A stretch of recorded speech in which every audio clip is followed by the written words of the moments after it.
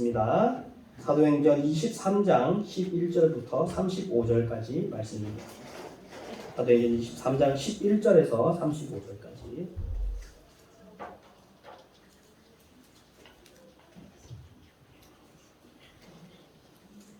사도행전 23장 11절에서 35절. 제가 먼저 읽겠습니다. 그날 밤에 주님께서 바울 곁에 서서 말씀하셨다.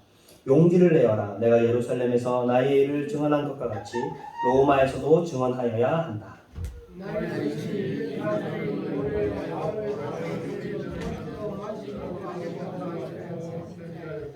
이 모의에 가담한 사람은 40명이 넘었다.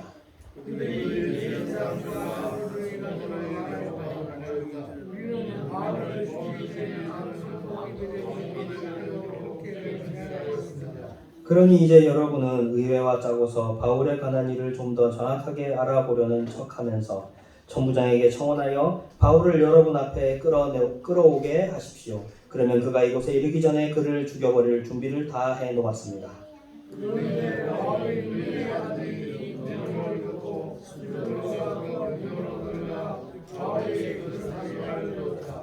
그래서 바울은 백부장 가운데 한 사람을 불러놓고 말하였다. 이 청년을 천부장에게 인도해 주십시오. 그에게 전할 말이 있습니다. 백부장이 그를 주어 청년에게 말하였다.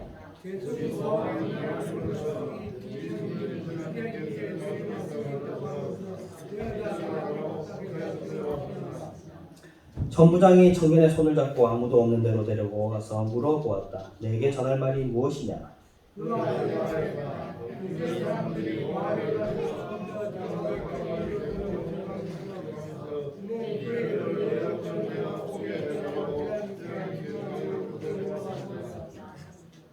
그러니 대장님은 그들의 말에 넘어가지 마십시오. 바울을 죽이기 전에는 먹지도 마시지도 않겠다고 맹세한 사람이 40명 남짓 매복하여 바울을 기다리고 있습니다. 그들은 지금 준비를 다 하고 대장님에게서 승낙이 내리기만을 기다리고 있습니다.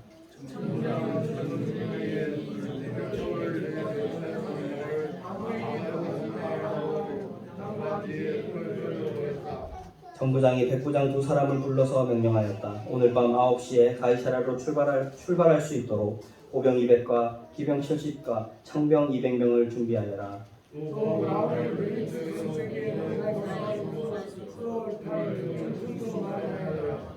그리고 천부장은 이렇게 편지를 썼다.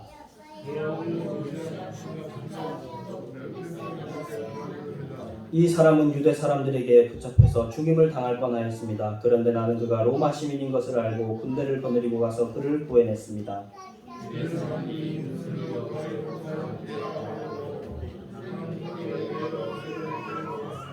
나는 그가 유대 사람의 율법 문제로 고소를 당하였을 뿐이며 사형을 당하거나 갇힐 만한 아무런 죄가 없다는 것을 알았습니다.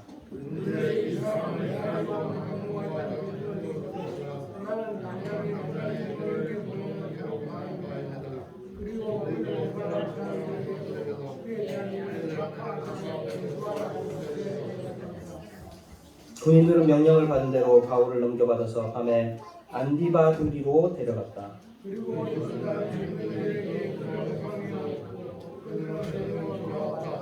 기병들이 가이사랴에 이르러서 그 편지를 총독에게 전달하고 바울도 그 앞에 데려다가 세웠다.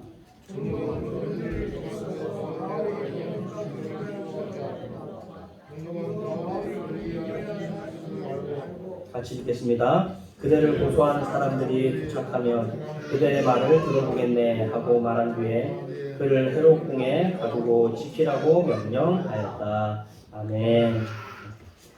네, 오늘부터 읽는 이 23장 11절 이후의 말씀은 바로 이 23장 11절에 하나님께서 바울에게 하신 약속, 무슨 약속입니까? 나의 일을, 예루살렘에서 나의 일을 증언한 것 같이 로마에서도 증언하게 될 것이다 라는 이 약속이 어떻게 펼쳐지는가, 어떻게 이루어지는가가 이제 우리가 뒤에 읽어가는 그 말씀의 내용입니다. 바울은 땅끝까지 가서 하나님의 복음을 전하는 게 자신의 사명이었습니다.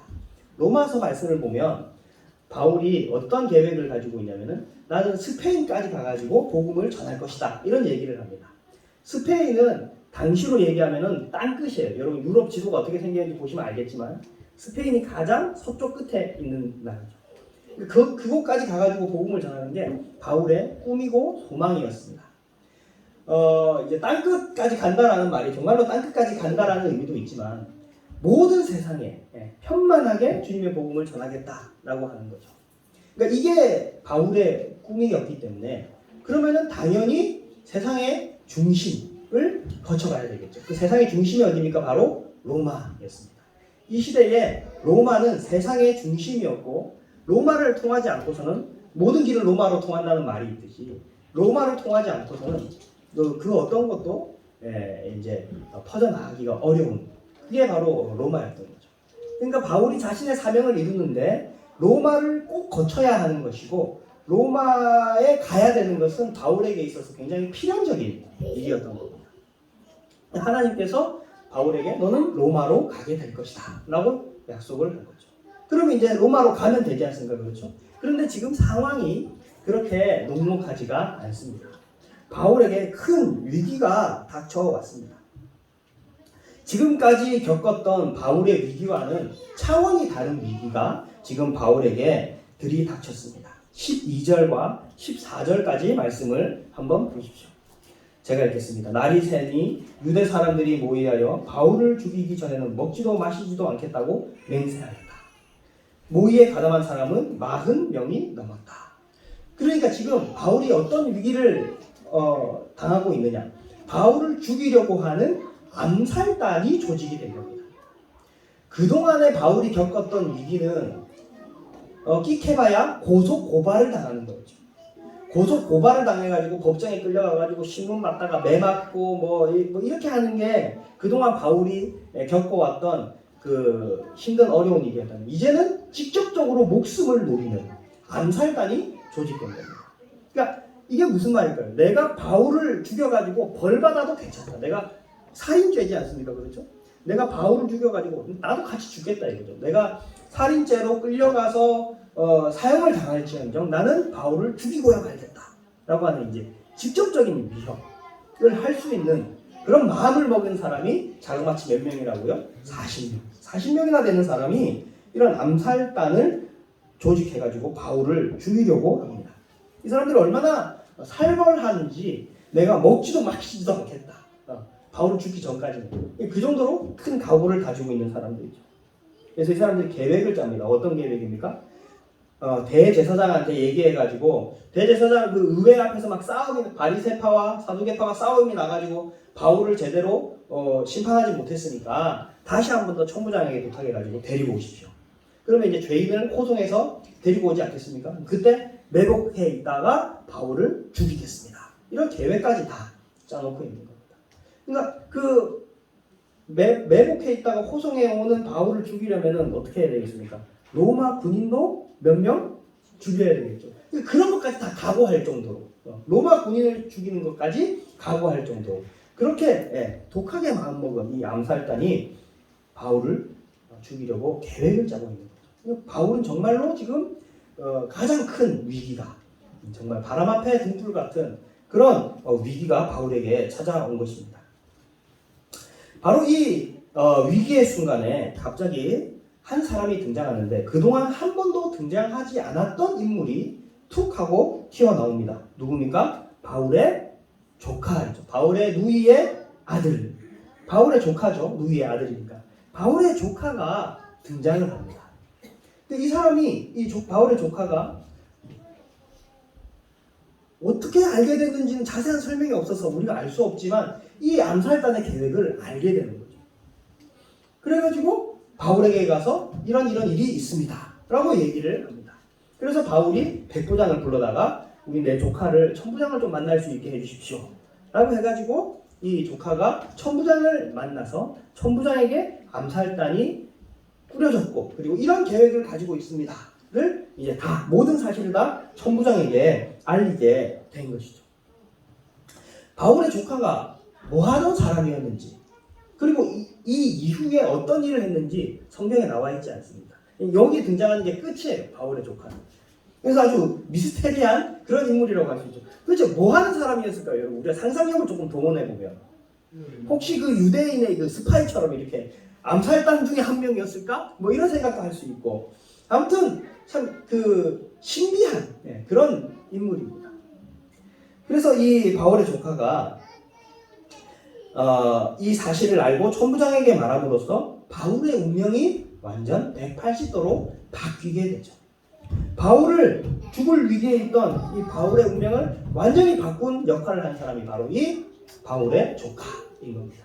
이름도 없습니다. 이름도. 이 사람의 이름이 뭔지도 나와 있지 않는 그냥 지나가는 한 사람인데 이 사람이 바울의 운명을 바꿔놓은 것이죠.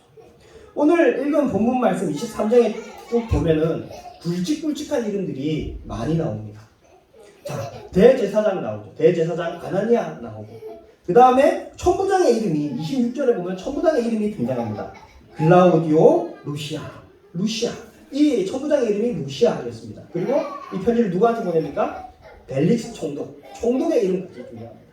자, 대제사장 아나니아, 천부장 루시오, 총독 벨릭스까지 이런 굵직굵직한 이름들이 등장하는데, 오늘 이 이야기에서 가장 빛나게 쓰임받고 있는 인물은 누구입니까? 바로 이름 없는 바울의 조카인 것이죠.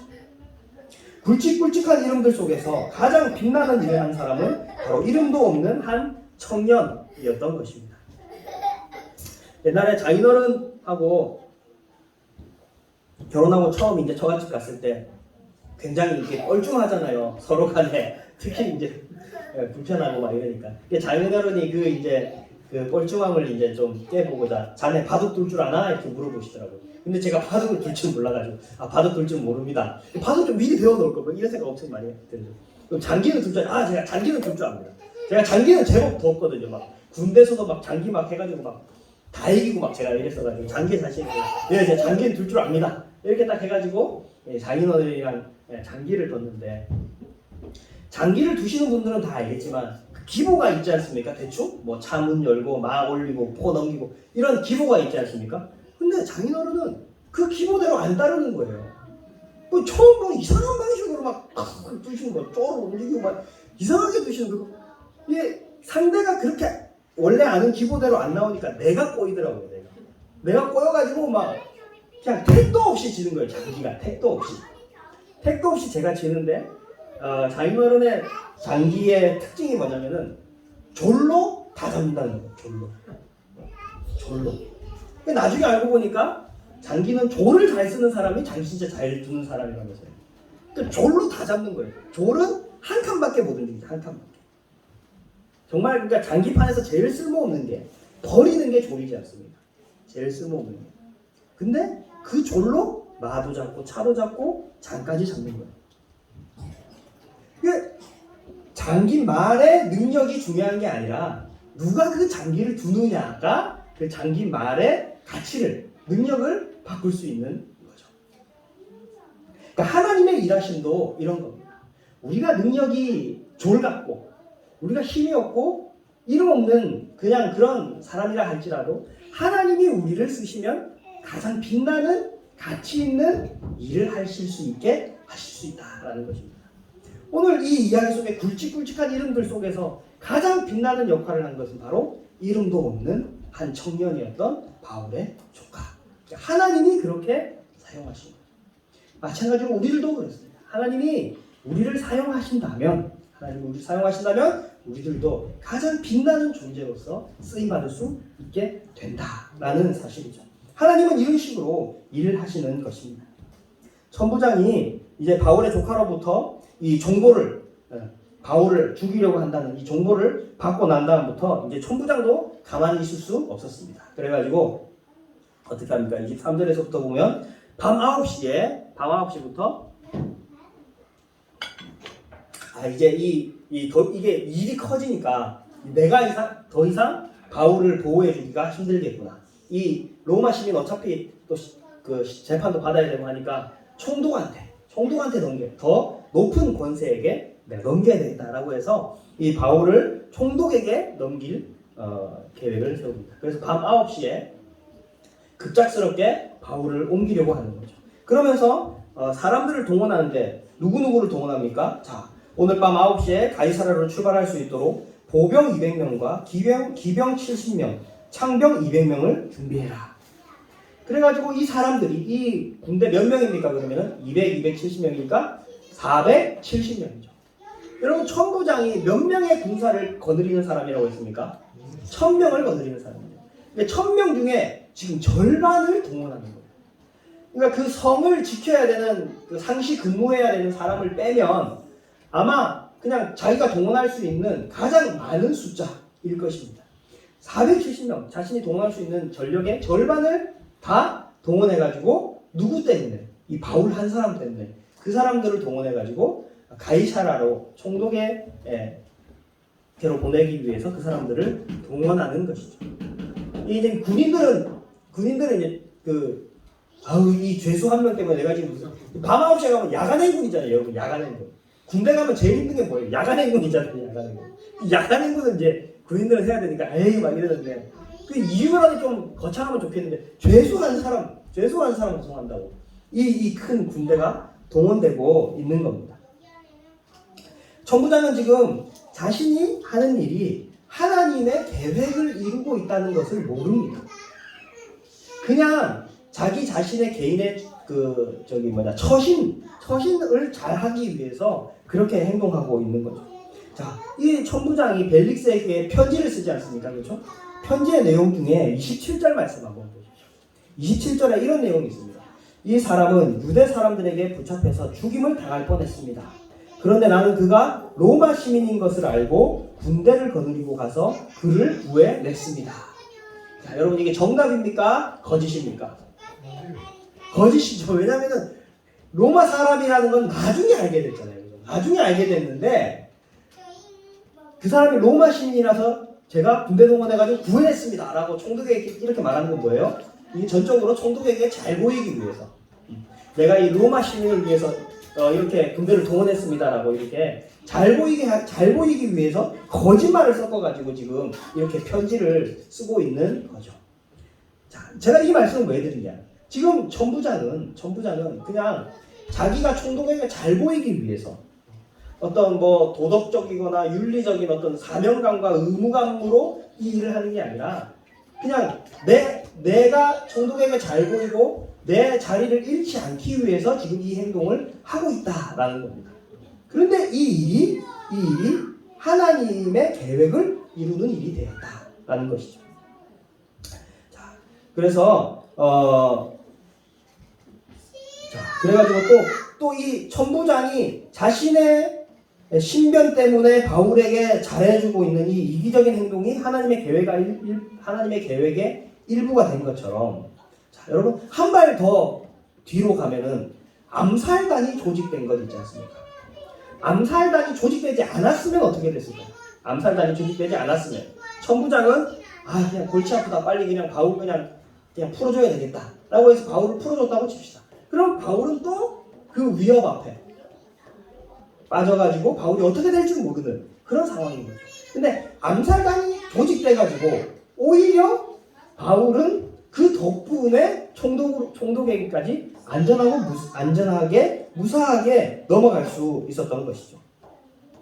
자, 그래서 이 바울이 가이사랴에 있는 총독에게로 가게 됩니다. 35절에 말씀은 이렇게 끝을 맺습니다. 우리 35절 같이 읽어봅시다. 시작. 그대를 고소하는 사람들이 도착하면 그대의 말을 들어보겠네 하고 말한 뒤에 그를 헤롯 궁에 가두고 지키라고 명령하였다. 자, 뭐라고 하고 말씀이 끝납니까? 지키라고 명령하였다. 자, 여기서 말하는 지키라라는 게 문맥적으로 보면 바울이 탈옥하는 것을 지키라는 말입니까? 아니면 암살단으로부터 바울을 지키라는 말입니까? 암살단으로부터 바울을 지키라라고 하는 거죠. 바울은 지금 지킴당하고 있는 겁니다. 바울은 지금 포획당해가지고 갇혀 있는 게 아니라 지킴을 당하고 있는 겁니다. 하나님으로부터 지킴당하고 있는 것이 바로 바울이다라는 것이죠. 암살단이 조직된 것도, 천부장이 자신의 앞가림 때문에 한 모든 행동들도 다 하나님의 선하신 계획을 이루는 재료가 된 것입니다. 오늘 말씀을 보면 악한 자들의 계략이 오히려 하나님의 계획과 뜻을 이루는 이런 놀라운 신비로운 섭리가 펼쳐진다는 것을 우리가 볼 수 있는 거죠. 한마디로 하면 뭐겠습니까? 모든 것이 합력하여 선을 이루게 하셨다. 하나님은 모든 것이 합력하여 선을 이루게 하실 수 있는 분이신 것입니다. 우리의 인생은 하나님의 이런 놀라운 지혜와 경륜 속에서 보호를 받고 지켜지면서 유지되고 있는 것입니다. 오늘 여러분들 우리가 이곳에 나와서 하나님을 예배하고 있는 것 다 하나님의 이런 은혜 아래 있기에 가능한 것입니다. 이런 감사한 마음을 품고 하루하루 살아가야 하는 것이죠. 자식이 부모에게 절대로 해서는 안 되는 말이 있습니다. 자식이 부모에게 절대로 해서는 안 되는 말. 뭔지 아세요? 뭐라고요? 빨리 죽으라. 그런 말 하는 자식 잘 없잖아요. 부모가 자식에게 하는 말 중에 부모가 자식에게 절대 하면 안 되는 말이 뭡니까? 엄마 아빠가 나한테 해준 게 뭐야? 이 말이죠. 엄마 아빠가 나한테 해준 게 도대체 뭐예요? 이런 말을 부모의 가슴에 못을 박는 그런 말인데, 그런 말들을 우리는 종종 하는 것을 실제로 한 사람 여기 있는지 모르겠지만 그런 영화나 드라마에서 자주 볼 수 있는 그런 내용이죠. 근데 여러분 그 말이 얼마나 헛소리입니까? 그죠? 엄마 아빠가 나한테 해준 게 뭐야? 네 똥오줌 가려주려 내가 요즘에 나오게 똥오줌 가려주는 게 제 일이거든요. 하루 종일하고 그냥 하루에 휴지통 이만큼씩 꽉 차는데 그걸 모르는 거죠. 이 사람 나는 나 혼자 큰 줄 알고 나 혼자 잘나가지고 이 자리까지 온 줄 아는데 그건 다 부모님의 사랑과 돌보심 덕분에 그 자리에까지 있는 거지 않습니까? 우리가 설교 시간이나 교회에서 이렇게 하나님께 감사하십시오. 하나님의 모든 것이 다 하나님의 은혜입니다. 라고 얘기를 하면 믿음이 있는 사람들이야 아멘 감사합니다 하지만 믿음이 연약한 사람들은 무슨 하나님이 나한테 해준 게 뭐가 있다고 내가 뭘 하나님한테 감사해야 돼. 하나님이면 다야? 이렇게 생각될 수도 있습니다. 여러분. 그런데 정말로 여러분 우리가 잘나서 그냥 하나님의 아무런 도움 없이 우리가 지금 이 자리에 있는 걸까요? 제가 예를 하나 들어보겠습니다. 여러분 저기 세금 내는 거 참 아깝죠? 세금 내는 거. 제 주변에도 어떤 분하고 대화하다가 세금 내는 게 너무 아깝다 그러면서 이러는 분의 그 얘기를 들은 적이 있습니다. 근데 여러분 그 세금 내는 게 아깝지만 어떤 장사하시는 분이었는데 식당을 해가지고 장사가 너무 잘 돼가지고 이제 돈을 잘 버시는 분인데 세금 내는 게 아깝다는 거. 근데 여러분 세금을 왜 낼까요? 세금을. 내가 내 고생해가지고 돈 벌었는데 왜 내가 내 고생한 거 가지고 번 걸 가지고 세금을 내야 됩니까? 이렇게 따질 수 있는데 천천히 한번 생각해 보십시오. 여러분 식당이 도로가에 있다고 칩시다. 아니 도로가에 있지 않다고 하더라도 식당에 사람들이 올 때 도로를 통해 가지고 차 타가지고 그렇게 오겠죠. 그 도로는 누가 깔아준 거죠? 나라에서 세금 모아가지고 나라에서 깔아준 거지 않습니까? 우리들의 세금으로 도로를 깔아준 거지 않습니까? 그 도로가 있지 않았다면 장사를 하고 싶어도 장사를 할 수가 없는 거죠. 전기는 어떻게 끌고 와가지고 요리를 할 수 있는 거예요? 가스는 어떻게 끌고 와가지고 요리를 할 수 있는 건가요?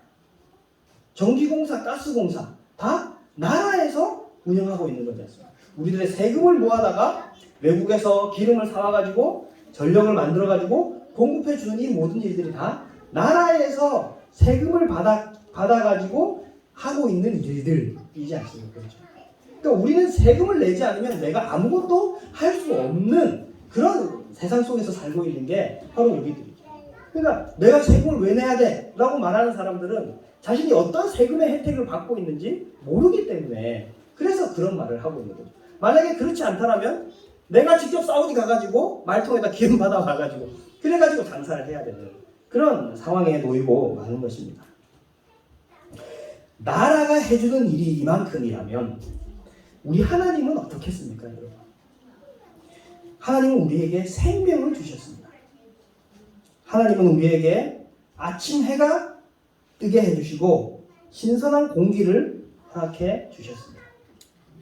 하나님은 중력을 우리에게 주셔가지고 이 땅 가운데 살 수 있게도 해주셨죠. 이런 우주적인 일 말고도 우리 하루하루 살아가는 세세한 우리의 하루하루도 하나님의 은혜와 지켜주심이 있었기 때문에 우리가 이 세상을 이렇게 살아가고 있는 것입니다. 물고기는 물의 존재를 모릅니다. 물에 대한 감사를 모르죠. 그런데 물 밖에 나왔을 때 어떻게 됩니까? 물 밖에 나왔을 때 이 물고기는 죽고 맙니다. 인간이 공기를 인식하지 못하고 숨쉬고 있는 것을 인식하지 않고 살아가지만 공기가 없어져 버리면 곧바로 죽고 말 것입니다. 하나님의 은혜도 이와 같습니다. 우리를 둘러싸고 있지만 우리가 전혀 인식하고 있지 못할 뿐인 것이죠. 여러분, 아까 못난 자식이 부모에게 하는 말, 엄마 아빠가 나한테 해준 게 뭐가 있어? 이렇게 말을 할 때 이렇게 말을 하는데 우리도 하나님에게 그런 행동을 하죠. 우리도 하나님에게 부모님, 엄마 아빠가 나한테 해준 게 뭐가 있어? 하듯이 우리들도 하나님, 제 인생이 왜 이렇게 고달픕니까? 하나님, 저 왜 이렇게 힘들게 하십니까? 왜 제 기도는 들어주시지 않습니까? 라고 하나님을 원망합니다. 아빠가 나한테 해준 게 뭐가 있어? 라고 물을 때 아빠가 자식의 입을 닫게 할 수 있는 방법은 뭐가 있을까요? 아빠가 나한테 해준 게 뭐가 있어? 라고 할 때 어떻게 하면 자식의 입을 닫게 할 수 있을까요? 손에 굳은 살을 보여주는 거예요. 손에 굳은 살을 보여주는 겁니다. 내가 너 먹여 살리려고 이 손에 박힌 굳은 살을 봐라. 그리고 지금 먹고 있는 약봉지를 보여주는 거죠.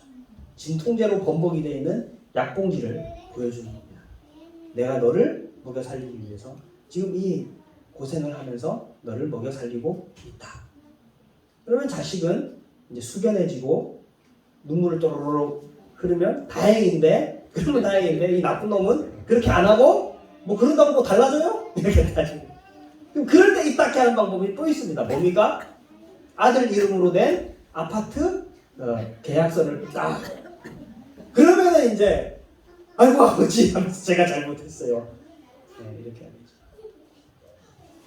우리가 하나님에게 하나님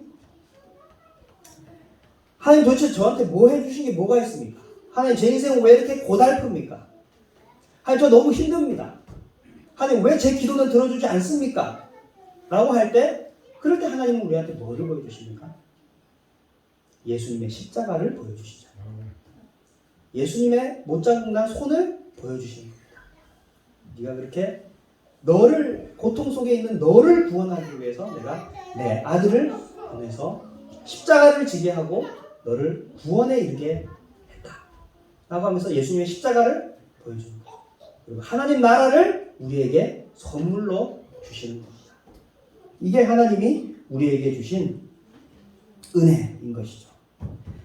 사랑하는 신동교회 성도 여러분, 그 어떤 악인들의 계획이 있다 할지라도 하나님의 뜻과 계획을 저지할 수는 없습니다. 아니, 오히려 악인들의 계획을 통해서 하나님은 그 뜻과 계획을 이루어 내셨습니다. 우리의 인생은 이런 하나님의 놀라운 지혜와 경륜 속에서 보호를 받으면서 지켜지고 유지되고 있습니다. 모든 것이 다 하나님의 은혜이죠. 또 하나님은 우리를 돌보셨을 뿐만이 아니라 하나님의 나라까지 약속으로 해 우리에게 선물로 주셨습니다. 이 놀라운 은혜를 날마다 기억하고 감사하고 우리의 일상이 하나님의 은혜인 것을 아는 것, 이게 바로 믿는 자가 가져야 되는 감사인 것이죠. 이 사실을 기억하시는 저와 여러분들이 되시기를 주님의 이름으로 축원합니다. 기도합시다. 하나님 아버지, 은혜와 사랑을 감사합니다. 하나님, 세상에 악한 것들과 세상에 우리를 방해하고 넘어뜨리려고 하는 그 모든 것들이 다 하나님 앞에서는 무용지물이고 그 모든 것들을 합력하여 선을 이룰 수 있는 분이 하나님이라는 사실을 오늘 말씀을 통해서 깨닫게 하여 주시니 감사합니다. 우리를 지키시는 이 놀라운 하나님의 지혜와 섭리를 바라보게 하여 주시옵소서. 그리하여 날마다 감사하고 주님께 영광 올려드리는 믿음의 사람들이 되게 하여 주시옵소서. 감사드리며 예수님 이름으로 기도했습니다. 우리 찬송가 함께 일어나